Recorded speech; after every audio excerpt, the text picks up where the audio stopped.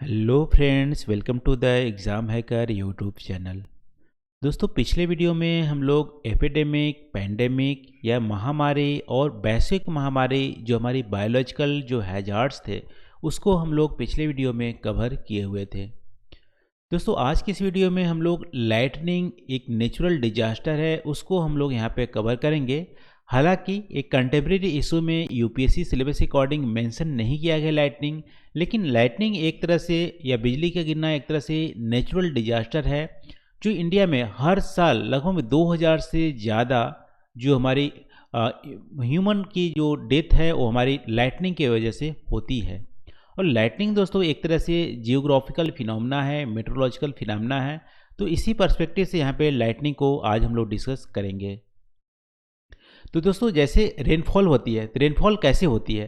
देखो, जनरली क्या होती है कि आप ओरोग्राफिक रेनफॉल आप देखोगे या अदर रेनफॉल आप देखोगे तो क्या होती है, जो मॉइस्चर होती है एयर में, जो मॉइस्चर होती है वो क्या करती है, एसेंड करती है, ऊपर उठती है। मॉइस्चर ऊपर उठेंगी तो यहाँ पे एयर का यदि एसेंडिंग होता है तो यहाँ पे मॉइस्चर ऊपर उठेंगे और ये एक तरह से इस ठंडा होंगे तो यहाँ पे क्लाउड का फॉर्मेशन होगा। ठीक है, क्लाउड का फॉर्मेशन होगा। कौन से क्लाउड का फॉर्मेशन होता है? जनरली बहुत ज़्यादा मॉइस्चर होते हैं, एयर का राइजिंग होती है तो क्यूमुलोनिम्बस क्लाउड का फॉर्मेशन होता है।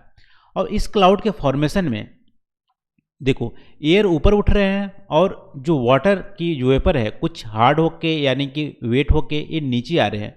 तो एयर का एसेंडिंग होना और वाटर ड्रॉपलेट का नीचे आना, इसकी वजह से क्या होती है कि यहाँ पे एक तरह से फ्रिक्शन जनरेट हो जाता है। एयर ऊपर उठ रही है, वाटर ड्रॉपलेट नीचे आ रही है, फ्रिक्शन जनरेट हो रहा है। इसकी वजह से यहाँ पे आयन जो होती है, आयन का सेपरेशन होता है। जो मॉलिक्यूल्स है एयर में उसका सेपरेशन होता है और इस सेपरेशन की वजह से आप यहाँ पे जो क्लाउड फॉर्मेशन होती है, इस सेपरेशन की वजह से आपको नेगेटिव जो आयन है, नेगेटिव आयन आपको क्लाउड के नीचे साइड में आपको यहाँ पे जमा हो जाते हैं और पॉजिटिव जो आयन है ये आपको क्लाउड के अपर लेयर में आपको यहाँ पे कलेक्ट हो जाते हैं। ठीक है, एक बार और देख लेते हैं कि लाइटनिंग का फॉर्मेशन कैसे होता है। जब हमारी जो एयर होती है वो हमारी राइज करती है। अब राइज करेगी, इसमें मॉइस्चर होंगे, तो मॉइस्चर होंगे, ऊपर जाके क्लाउड का फॉर्मेशन होगा। Cloud generally cumulonimbus cloud form होती है और ये क्लाउड का फॉर्मेशन में ही एयर ऊपर राइज करेगी और जो वाटर के ड्रॉपलेट है नीचे आएंगे तो यहाँ पे एक फ्रिक्शन पैदा होगा। फ्रिक्शन से यहाँ पे जो आयन होती है या मॉलिक्यूल्स होती है उसका सेपरेशन होता है। तो यहाँ पे सेपरेशन में जो क्लाउड होती है उसके अपर पार्ट में पॉजिटिव आयन यहाँ पे कलेक्ट हो जाते हैं और नेगेटिव जो लोअर पार्ट है वहाँ पे आपको नेगेटिव आयन यहाँ पे कलेक्ट हो जाएंगे। अब इस प्रोसेस में यहाँ पे बहुत ज़्यादा क्लाउड भी है। ठीक है, तो देखो, अब अर्थ होती है, अर्थ में जो हमारी प्लांट है या अदर जो नेचुरल वेजिटेशन है, अर्थ है, वहाँ पे पॉजिटिव आयन होते हैं। तो आपको पता होगा सिंपल कि जो पॉजिटिव और नेगेटिव जो आयन होते हैं एक दूसरे को अट्रैक्ट करते हैं। तो ये जो क्लाउड के नीचे जो नेगेटिव आयन है वो क्या करते हैं, कभी कभी, वैसे तो हालांकि यहाँ पे एयर जो होती है, एयर एक तरह से पुअर कंडक्टिविटी होती है इलेक्ट्रिसिटी का, लेकिन बहुत ज़्यादा यहाँ पे हज़ारों वोल्ट, लाखों वोल्ट के आसपास यहाँ पे इतनी ज़्यादा इलेक्ट्रिसिटी जनरेट हो जाती है कि ये जो पुअर एयर की जो एक तरह से पुअर कंडक्टिविटी है वो उसको रोक नहीं पाती है। ये नेगेटिव आयन फिर क्या होते हैं, यहाँ पे पॉजिटिव आयन से अट्रैक्ट करते हैं और ये इलेक्ट्रिसिटी का यहाँ पे डिस्चार्जिंग होता है अर्थ में। तो इस डिस्चार्जिंग को भी बोलते हैं लाइटनिंग। ठीक है, आई होप यहाँ पे इलेक्ट्रिक का जो डिस्चार्जिंग होता है अर्थ में या एटमॉस्फेयर में उसको बोलते हैं लाइटनिंग। इसको आपको समझ में आ गया होगा।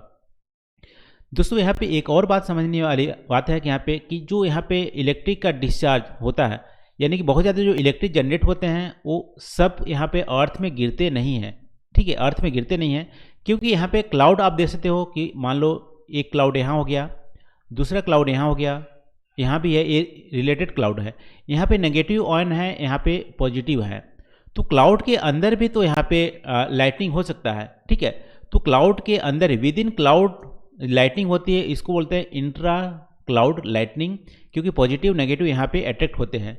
और क्लाउड, दो क्लाउड के बीच में भी लाइटनिंग होती है क्योंकि यहाँ पे मान लो नेगेटिव है, यहाँ पे पॉजिटिव है, तो यहाँ पे लाइटनिंग होंगी, तो इसको बोलते हैं इंटर क्लाउड लाइटनिंग। तो सारे जो लाइटनिंग होते हैं वो अर्थ में डिस्चार्ज नहीं होते हैं, कुछ ऊपर ही यहाँ पे स्पार्क करते हैं, हमें लाइट के रूप में दिखते हैं, वो हमारे लिए नुकसानदायक नहीं होते हैं।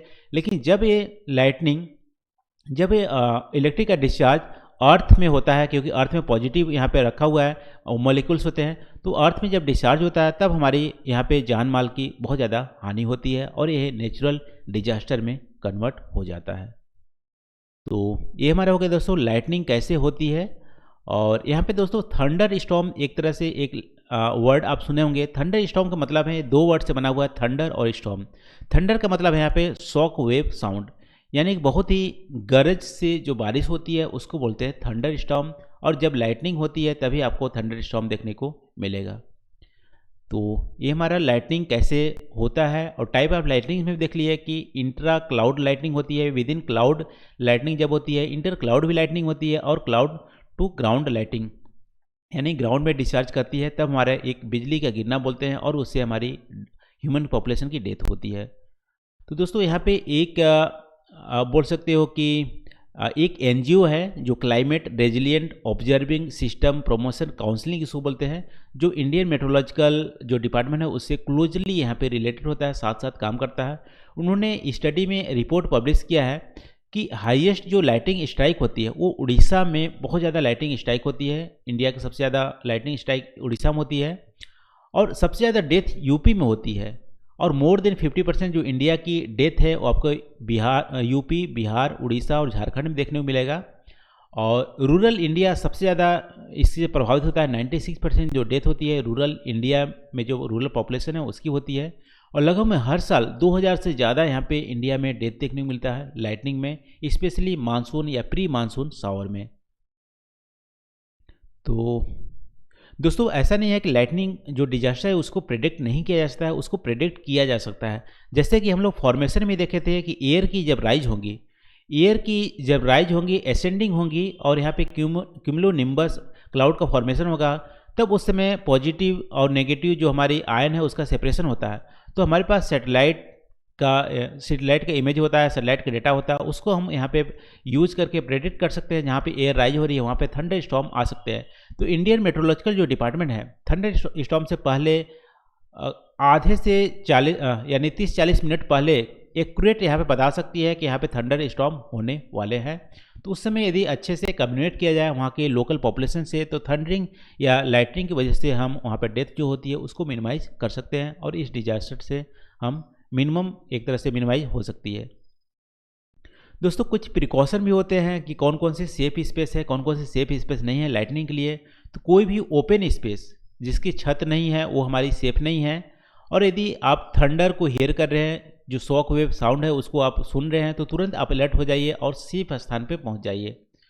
हाउस बिल्डिंग जनरली जो क्लोज हाउस होती है, बिल्डिंग्स होती है, वो हमारी सेफ स्थान होते हैं। इनसाइड कार भी हमारी सेफ जगह होती है। ओपन व्हीकल हमारी सेफ जगह नहीं होती है, जैसे बाइक हो गया, ट्रैक्टर हो गया, ये हमारी ओपन जो व्हीकल सेफ नहीं होती है। और जो टाल ट्री हो गए, पार्क शेल्टर हो गए, वो भी हमारे सेफ जगह नहीं है। एलिवेटेड जो ऊंची स्थान है वो भी हमारी सेफ जगह नहीं है, वो भी हमारी लाइटनिंग की स्ट्राइक वहाँ पे ज़्यादा होती है। यदि आप फॉरेस्ट में हो तो सबसे छोटे पेड़, या फॉरेस्ट में रहोगे तो पेड़ तो रहेंगे, सबसे छोटे पेड़ में आपको शेल्टर रहना अच्छा रहेगा। यदि आप ओपन फील्ड में हो तो आप लेटो नहीं, ग्राउंड पे एक जगह कम एरिया में यानी कि पूरा सिकुड़ के आप बैठ सकते हैं, तो हमारे आपके थंडर स्टॉर्म से बच सकते हैं। फिर मोबाइल वायरलेस डिवाइस तो सेफ होती है, लेकिन वायर्ड डिवाइस जैसे टीवी हो गया या टेलीफोन हो गया वो हमारी सेफ नहीं होती है। और जब थंडरिंग होती है उस समय क्या होती है, रनिंग वाटर को टच नहीं करना चाहिए, यानी कि आप जो घर में लगे हुए नल हैं उसको आप टच नहीं करना है, या बाथिंग नहीं करना है, या उस समय बर्तन नहीं धोना है, कपड़े नहीं धोना, नहाना नहीं, ये सब चीज़ें अवॉइड कर सकते हैं लाइटनिंग जब होती है तो। और कंप्यूटर टीवी को अनप्लग्ड कर देना चाहिए लाइटनिंग की वजह से।